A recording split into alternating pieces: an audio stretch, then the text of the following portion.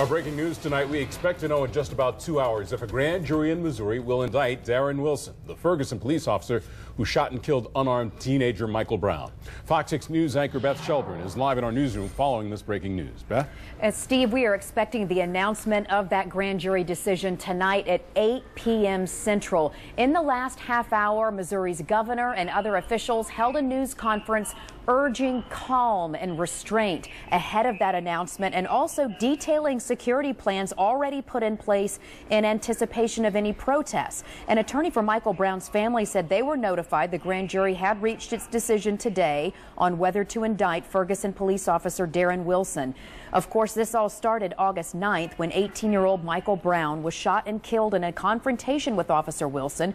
Brown was unarmed at the time, which led to demonstrations in Ferguson and clashes with police who used armored vehicles, riot gear, and tear gas.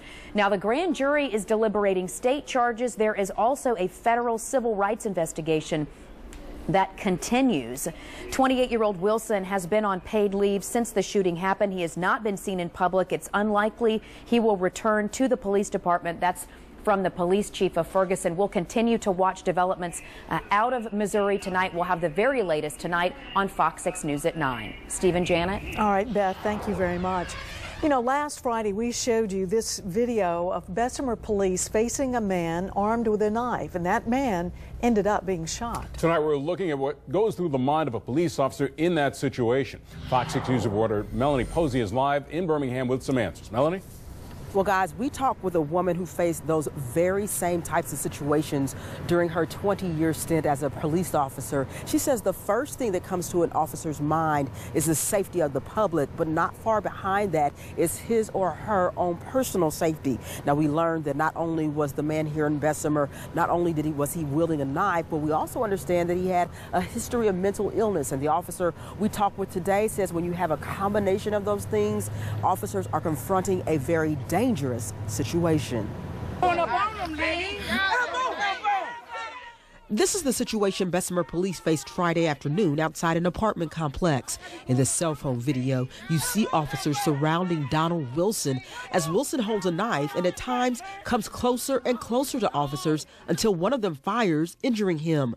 As state police investigate the matter, we showed the video to Val Chappell, who served over 20 years in law enforcement until she retired as a sergeant with the Birmingham Police Department. Just based on what I saw, I would say yes, they were justified in their actions. She describes this as a difficult situation to face, an unruly crowd behind officers. In front of them, Wilson with not only a knife, but as his family tells Fox 6, a mental history as a paranoid schizophrenic. It's just a different ball game when you're dealing with someone you can't reason with. Having served on a shooting review committee for the BPD, Chappell's seen situations like this before and commends the Bessemer officers for how they handled it. He charged at them several times, and they showed great restraint. And as for those who question the officers' actions, that's an easy thing to try and second guess until it's you that's being threatened. And in the video that we showed you, we could hear one onlooker telling police that they should use a taser gun against Wilson. However, Bessemer police do not carry tasers. However, retired Sergeant Chappell says even if they did, because Mr. Wilson was using a knife, which is considered a deadly weapon in this situation, officers could have used that same deadly force if necessary. We are live in Bessemer tonight. Melanie Posey, Fox 6 News, on your side. Thanks, Melanie.